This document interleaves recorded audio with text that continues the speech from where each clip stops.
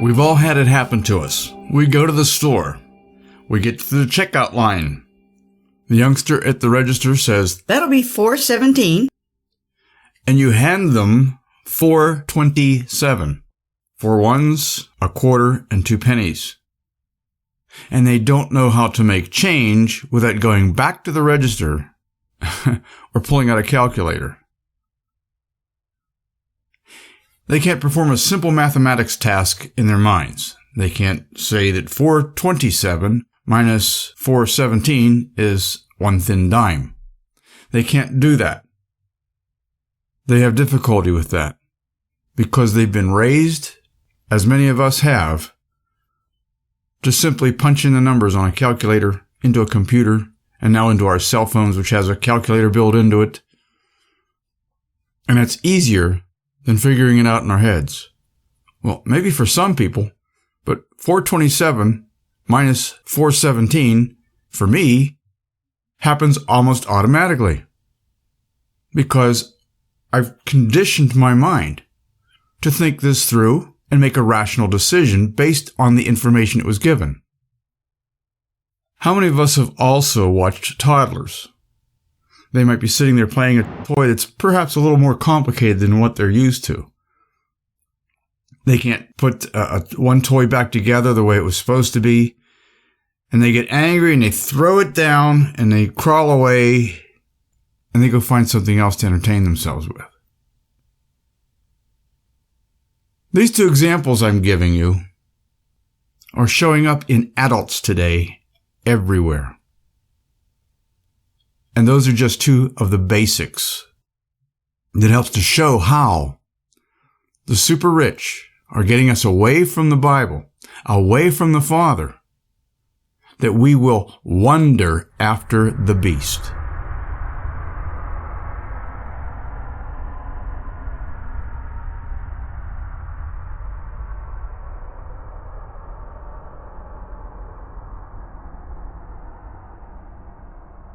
And the sad part is, none of the people in these churches understand that their churches and their preachers are helping these super rich elite do it to them. So when we try to explain it to them, they're going to get upset.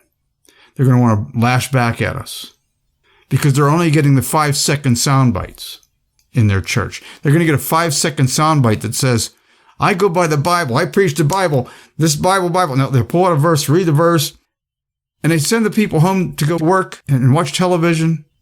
And they don't encourage these people to really do a whole lot of real studying. They encourage them only to read along with what they're teaching them, which is only extracurricular stuff that's not really critical to their thinking process. They give them 5-second soundbite answers to everything, allowing them to be led into answers that they want these people to hear. So they don't give them any opportunity to do any real thinking for themselves. So someone might come up to you and say, "There's no way my church is helping those rich people. My preacher preaches the Bible." And if you try to encourage them to double check all that, well, have you been double checking everything he teaches you? And again, you'll usually find them, No, I trust him because he's a good man. He's sincere. And you hear that stuff all the time. They don't double check anything. They don't look into the laws. They don't look into the 501c3 issues. They don't look into the Sabbath issues. They don't look into all of the different things that we're discovering today. They just trust that the preacher is telling the truth because he's been trained, most of them as Jesuits, have been trained to be so sincere and so honest and so trustworthy looking. And so trustworthy looking that they don't check into anything. And so you can simply ask any churchgoer that.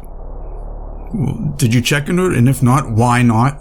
Ask them some of those questions. And when they admit that they don't need to because they think their preacher is sincere and he'd never lie to them, well, by what they just said, they've already admitted that they don't do any research. They don't do any studying. They just take the answers that the preacher gives them.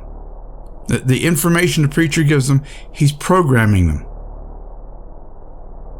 And they don't know it because they simply trust him. They got to get back home so they can watch the football game before it starts. But if you get them in a situation where they really want to hear what might be happening, you have to tell them. And you could say something like this.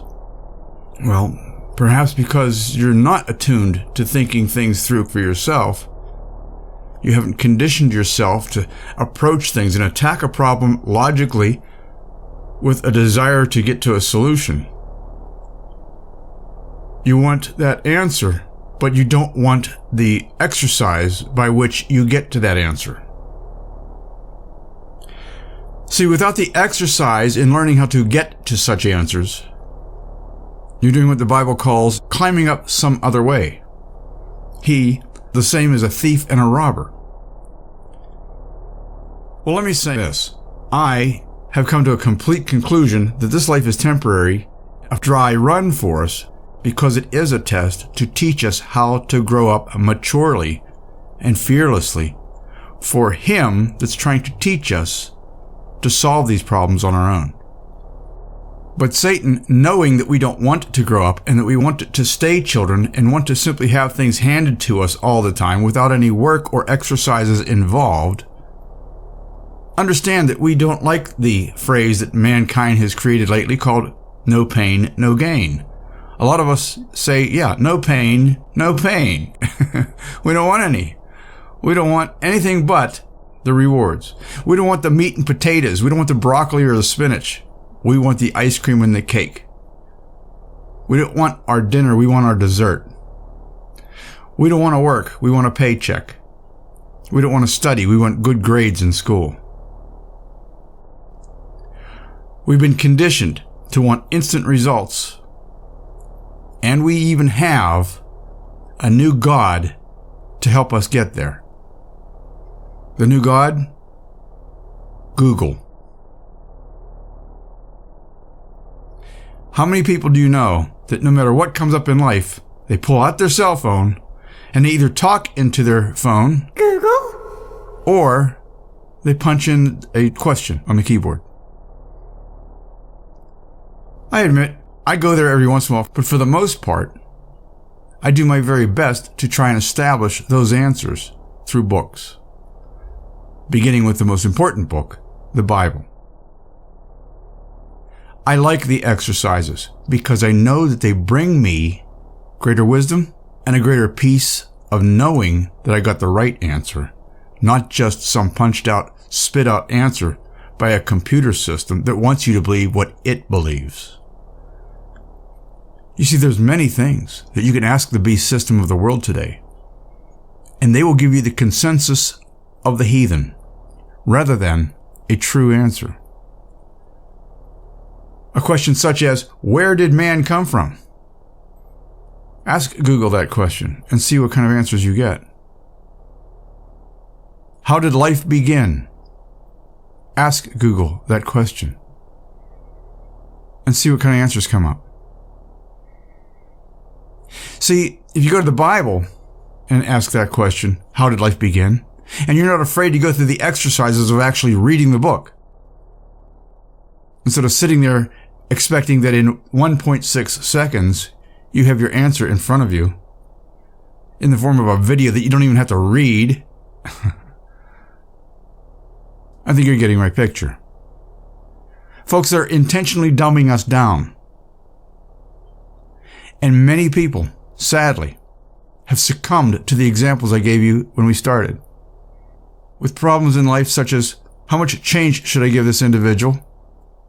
Their bill was $4.17 and they gave me $4.27. I'm confused. Computer, Google. And perhaps some of you might even remember the Star Trek movie long after the series, and this was when they were supposedly going back to Earth and traveling back in time, back to when computers were first beginning and there was no voice recognition. And Scotty tried to address the computer by voice, and it went like this. Perhaps the professor could use your computer. Please. Computer? Computer?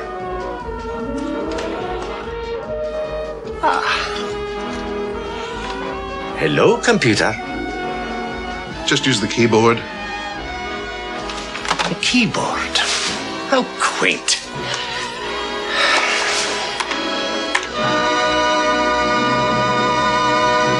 They didn't know how to act without the computer speaking back to them.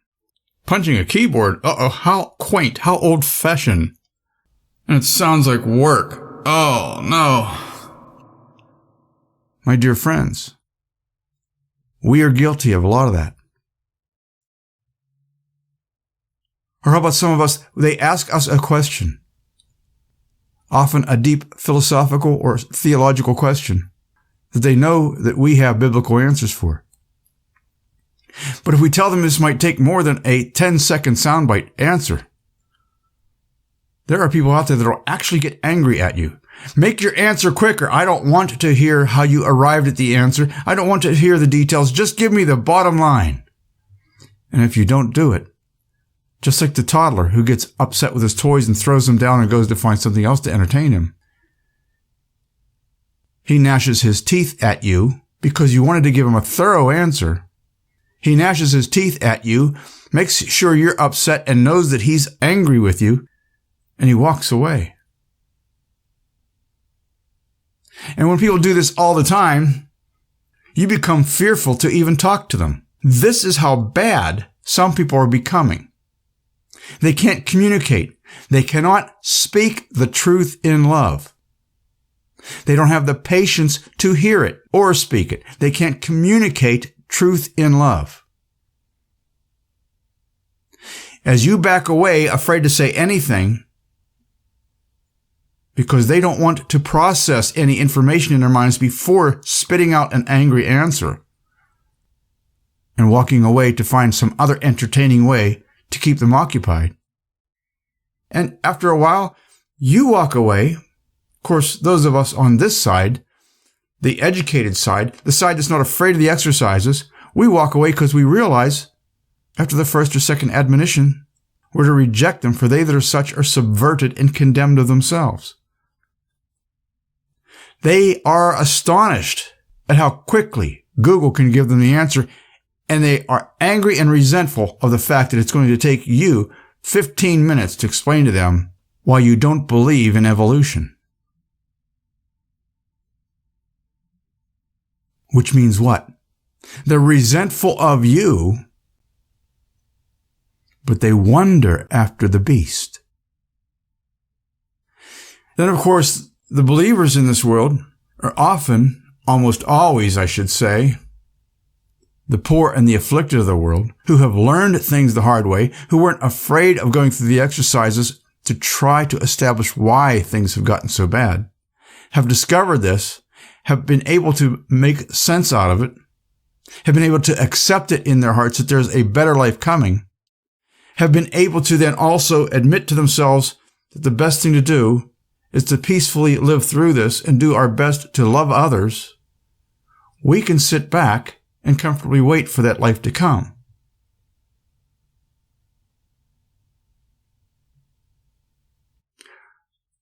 We wonder after the Father's wisdom.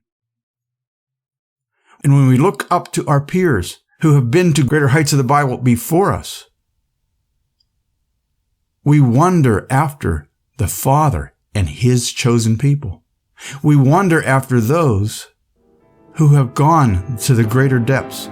It's as if we're watching a grand concert pianist, and we ourselves can't plunk out 3 notes on that piano. We'd love to play, but that individual that we're watching playing that piano with such great ease and professionalism, what skill. The song comes out so perfect, every note's hit just right in a very complex fashion.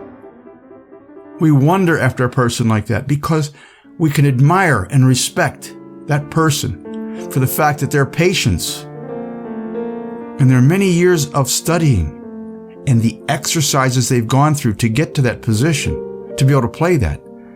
We admire a person like that. We admire someone who can accomplish things like that. But the world will look at someone who has spent their entire lives studying the Bible in order to give you perfect answers every time they ask a question. or that can provide a sermon that would give you exactly what you need should you have a frame of mind to receive it well. And they'll look at you with anger and disdain, frustration, contempt. And why is that? That they will admire, honor, and applaud the great piano player or the great rock star that has spent years getting that really complicated guitar riff. But the one that can steer them to a peaceful, eternal, loving life, a way that they can escape the fires of hell. They're resented, spit upon, smitten, and they gnash their teeth at them as though they are the most hated creatures on earth. Why the difference? Because they don't want to grow up.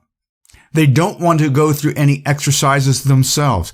They want to just simply have what you have, talent-wise, without going through the studying, without going through the growing up, without going through the exercises, without going through the pain that creates that gain.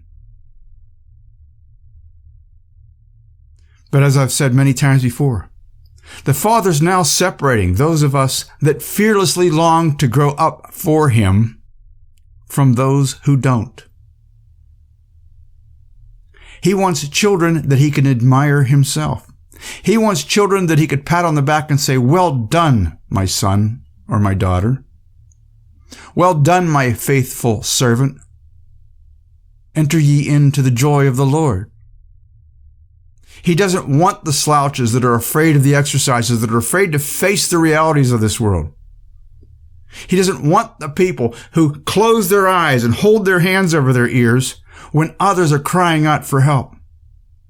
He doesn't want the people, especially the people, that can't deal with the fact that Christians are the ones that are supposed to be defending the innocent.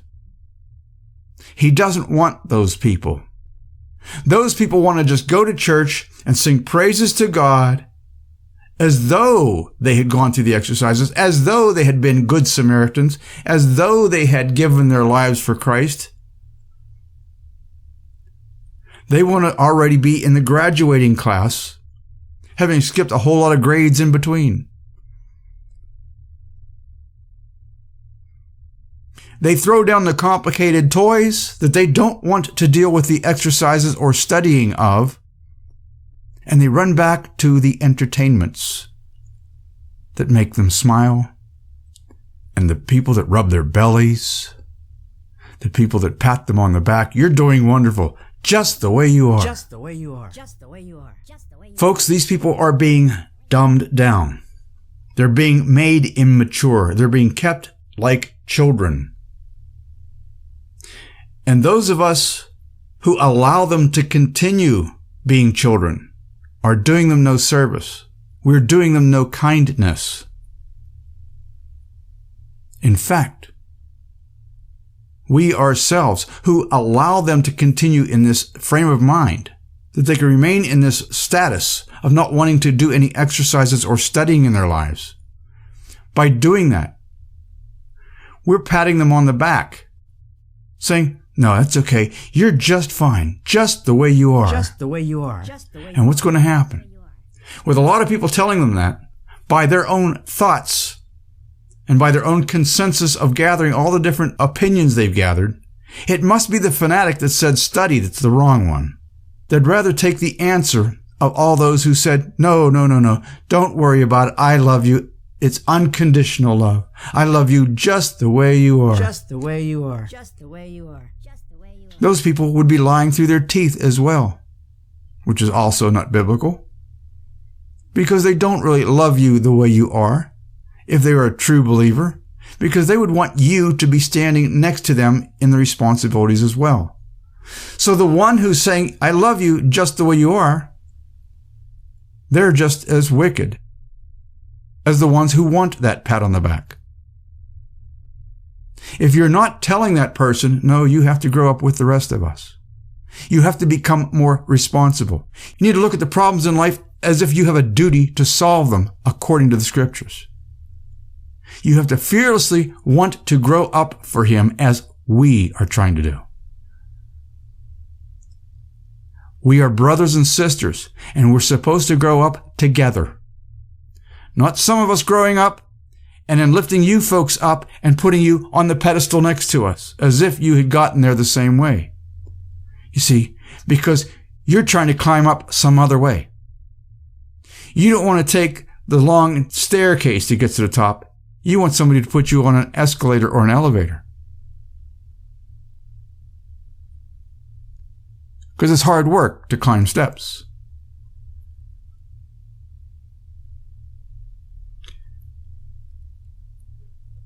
Because they don't have the exercises, the mind exercises, the mental exercises that cause us to think deeply, that cause us to have the patience to think deeply as we learn to do these things, we eventually get very sluggish in our mind. Our mind is also like a muscle. If you don't use your muscles and you sit in front of a television set 24 hours a day, sleeping in between the shows to get your 8 hours, you never do anything but reach for your soda and your Twinkies, what's going to happen to your body? It's going to become just like Jabba the Hutt, a giant mass of flesh that's just laying there. You'll have trouble picking up the soda and the Twinkie after a while, won't you? It's the same with your mind. If you don't exercise that mind and force it to do things that it doesn't want to do sometimes, no pain, no gain. If you can't study to show thyself approved, you're not going to be approved. The Father didn't put us on this planet to sit there and eat Twinkies and drink sodas in an intellectual way, 24/7, to entertain each other into oblivion. But guess what's happening? That exact thing is happening.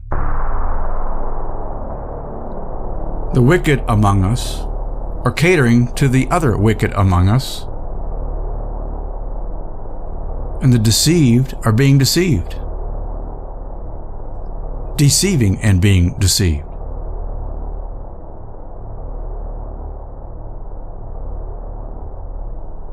Some of you might be saying, well, but I watch the educational shows on television.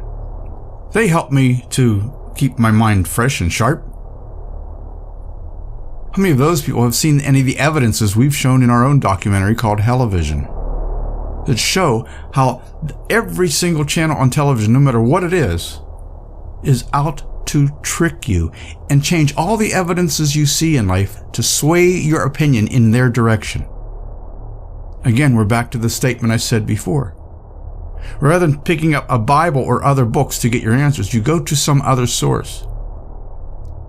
Google, the elite, and all of their outlets now are all joined together to give you that incorrect answer when you say, where did man come from? When you say, where should we be going and how should we get there? And all the different questions that surround those basic questions, they're all geared to get you away from the Bible, away from the Father having created us and having asked us to maturely grow up for Him, that there might not be any tyrants among us. And they've swayed us to accept the tyrants and to just shut up, be stupid, and do what we're told. It's called slavery, folks. There are some among you that might remember the slavery of several generations back right here in our own country.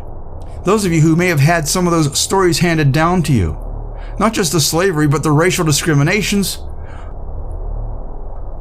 A lot of you don't want to hear this. A lot of you would rather go to Facebook and play all day long rather than pick up that Bible and think about how not to be enslaved. Now, although it matters not where you came from, what your background is, there are always those who are going to be the ones who are studious of you, and there's always going to be the ones among you that don't want to study anything. They don't want to reach to higher goals. They'll get to a certain 3rd, 4th, or 5th grade level or something like that, wherever they are comfortable, and they quit. That's good enough. I'm close enough. Because they've been taught to reach a level where you're happy with yourself and don't grow anymore. You don't need to. You're comfortable. But my Father says, perfect holiness in the fear of God.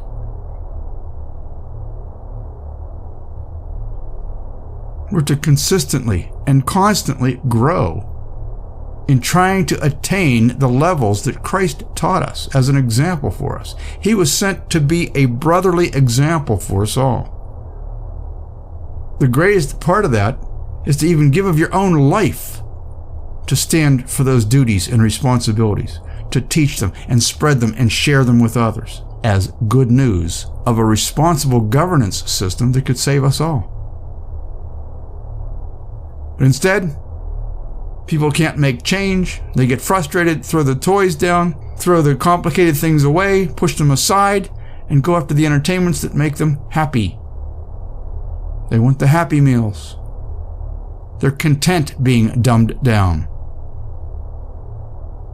They're content working and slaving more and more every year, every generation. It gets worse and worse. We're already far beyond the annual tax rate of the Egyptian slaves that built the pyramids. And we are taught to look back at them as slaves, and that we're somehow free.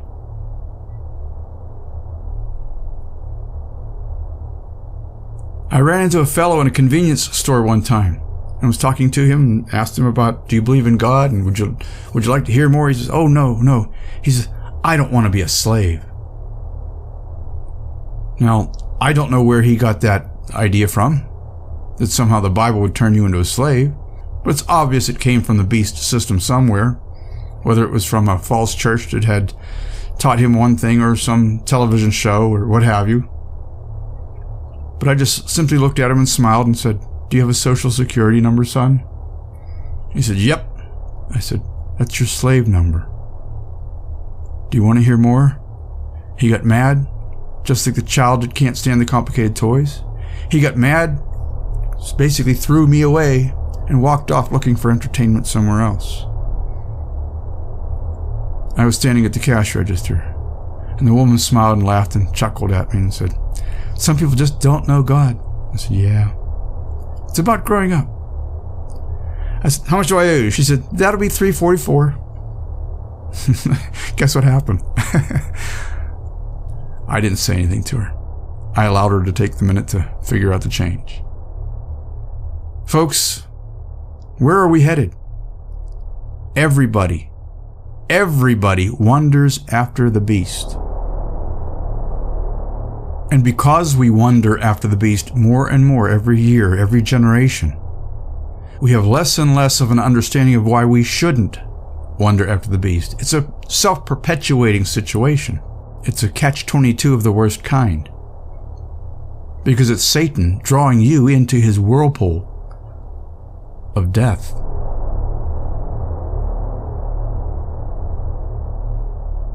My Bible teaches me I'm not to force any of this down anybody's throats, and I don't. If they don't want to hear it, I've learned to walk away. I cry, I pray for them, but I don't shove anything down anybody's throats. Although, sometimes even a simple sentence given to somebody, they'll say that. You're trying to shove this down my throat. No, I just made a simple statement. If you don't want to hear it, that's fine. And I walk away. It's their loss. And because the Father gave us a free will, it's not my position then to go outside it and push people into something they don't want. But they've been conditioned by the beast system to want nothing but entertainment. They don't want to exercise their minds in wondering where they're going to be in 100 years, 1,000 years, 1,000,000 years. They don't care about all those other years so far off. They only care about the here and now and what's on television. Where's their Twinkies? Where's their soda?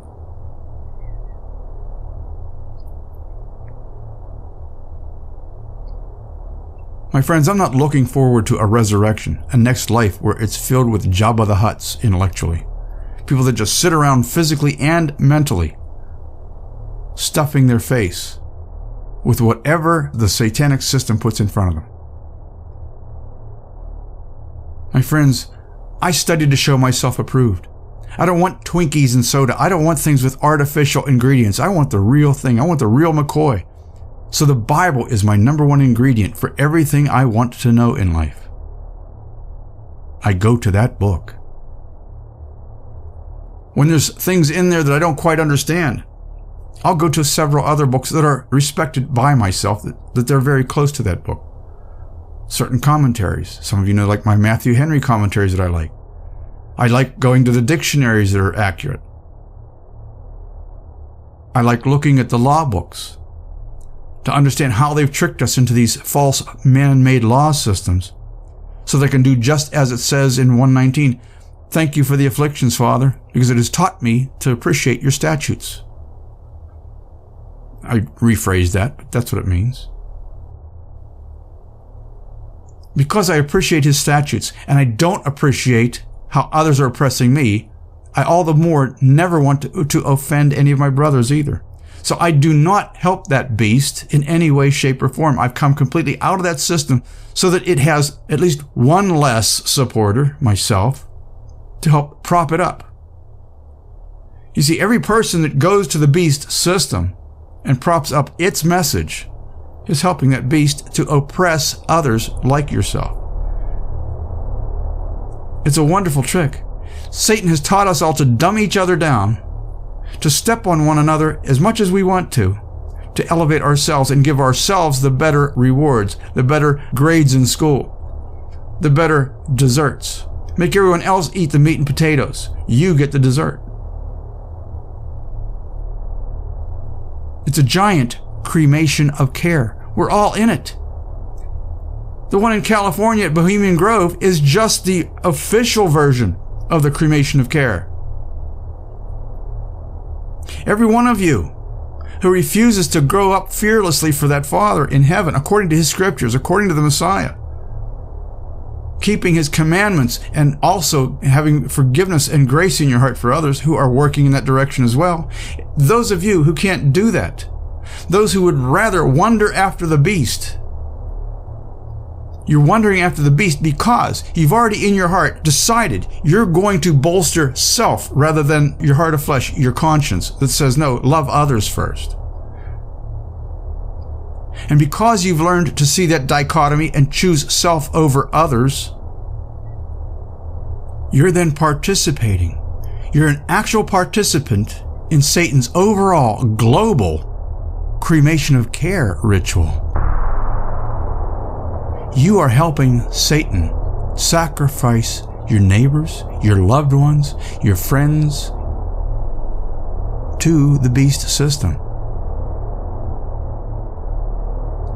You're helping Satan to slowly burn your neighbors intellectually, to slowly decompose their intellect. You're helping Satan to cause everyone around you to think they're just fine, just the way they are. Just the way they are. Because, you know, Satan knows that Father's going to select those who have a hunger for the truth, who have a responsible heart, who know they're supposed to live up to the duty of loving one another in a brotherly way. He knows that if he could stop people from wanting to help one another and to cause them to walk away, put their hands over their eyes, hands over their ears, and not help others, to be the priest and the Levite who passed on the other side of the street, he knows those people aren't going to make it. You see, Satan knows that he has to create a world of people, just like the Levite and the priest, who passed by the wounded man on the other side of the street, ignoring that wounded man. He knows that he can't have any good Samaritans who will say, yes, this is probably going to be very painful for me. It's going to hinder me. It's going to be an inconvenience to me and a nuisance to me. But that man needs my help. Those babies need my help. Those people need my help. I need to face the reality of the fact, my duty as a fellow man, to do what I can to help these people that are in need and can't do anything for themselves because they're trapped. They're in a situation that they can't do anything for themselves. People who can't be a good Samaritan and help one another. They have learned to bury conscience and they live for self. They put aside everything in the world that might cause them to think that they need to do any mental exercises or any emotional exercises.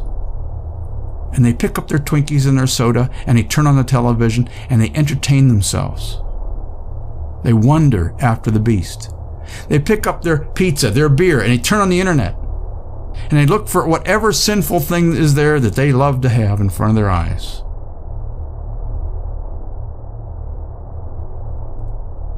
And you know who seems to be the most guilty of this?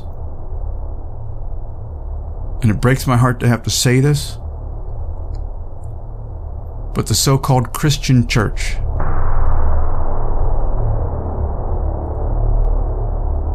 It seems like it's the place to hide from responsibility in this world.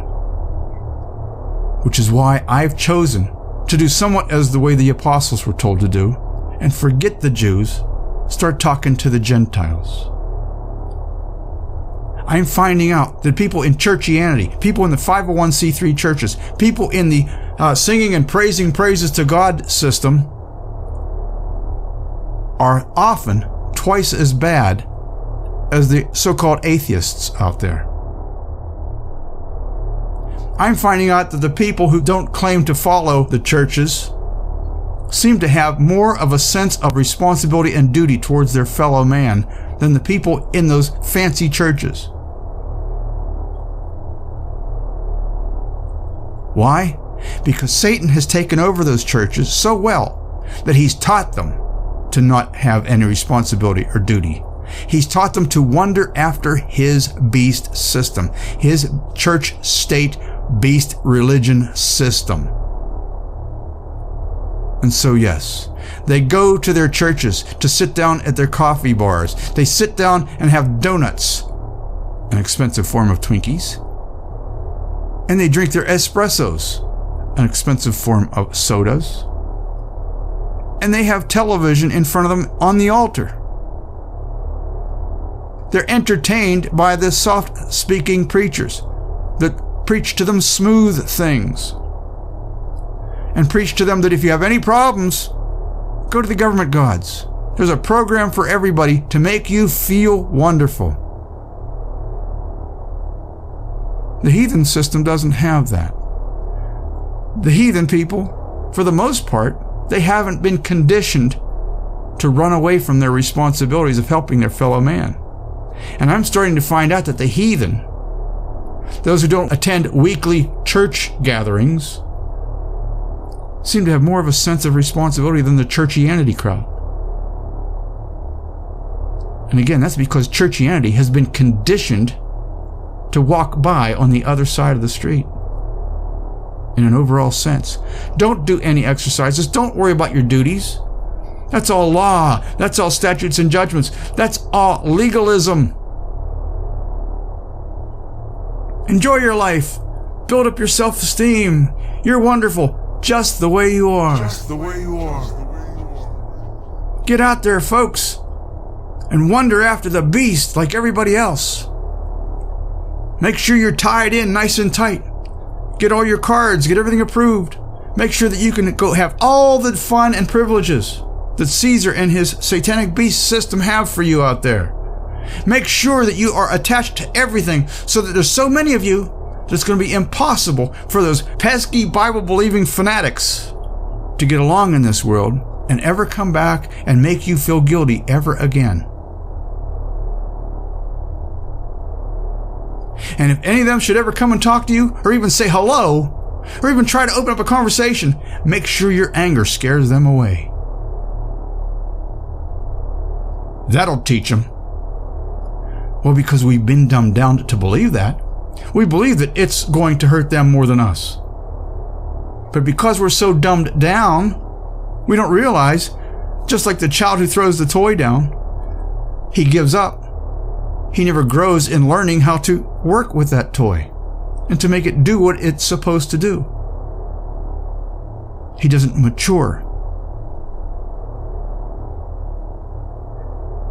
They either fear the exercises or they find it to be an annoyance, an inconvenience. Just like the priest and Levite who walked by on the other side of the street, they don't want anything to do with those who might need their help. Churchianity has become that exact thing. Churchianity has become a world that walks by on the other side of the street. And the Gentiles, the heathen of the world, a lot of them are truly more noble more righteous in the heart, more loving, more caring than churchianity has become. They don't claim to love the Bible and spend an hour and a half in church, and on the way home make someone serve them at a restaurant, disobeying the Sabbath rules. They don't have a special day. So they don't once a week make sure that that's the only day that they go to a restaurant. Folks, this is where Satan and this beast system, if these people were able to think for themselves, would see this. But that's the entire point of this message. The Father is allowing Satan to do it for him through the men that are willing to do it with him. Satan and all the wicked people on earth are working together to separate those who are willing to think for themselves from those who are not.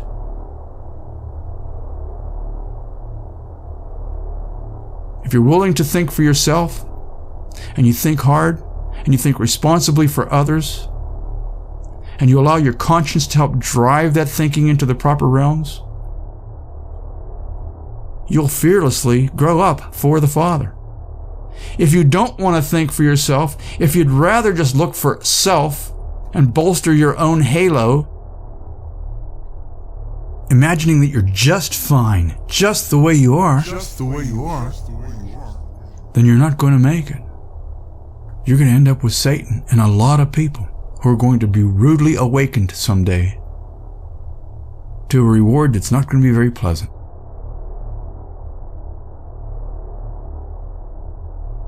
Folks, those of us who have learned to think for ourselves, who have learned to follow our consciences, our heart of flesh that the Father gave us, the wisdom in the scriptures that are written in black and white, telling us straight out, do this, don't do that, and you'll grow. We've learned how not to wander after the beast.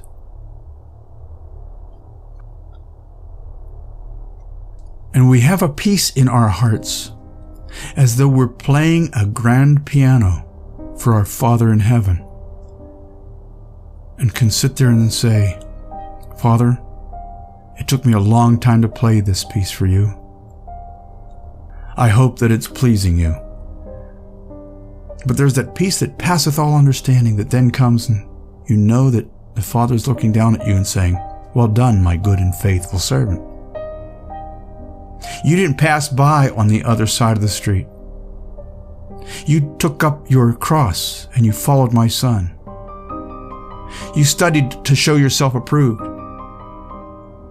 You were not afraid of the exercises. You were not afraid to look at the wounded man on the other side of the street. Which is why Good Samaritans, who were not a part of his original church, were grafted in, are now a part of the vine. Because those that were bidden to his supper would not come to the gathering. And now the Father's gathering those last few from the poor and afflicted, from the hedges and the highways, and he's gathering them together, who would that Yeshua should reign over them. And he's slaying all those who would not. He has to consume away all of those who've been tricked into not maturing for their fellow man.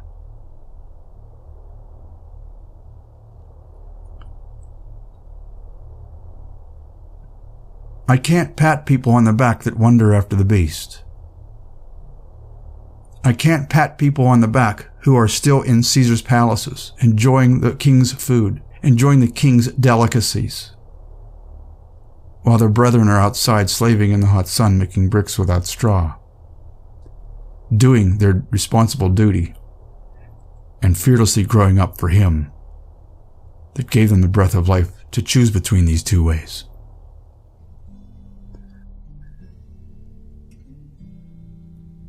I beg you all to think harder, and to come out from among them and stand with us to help glorify Yahweh, the Father in heaven, through the name of his Son, Yeshua HaMashiach. We thank you for listening. Glory be to Yahweh.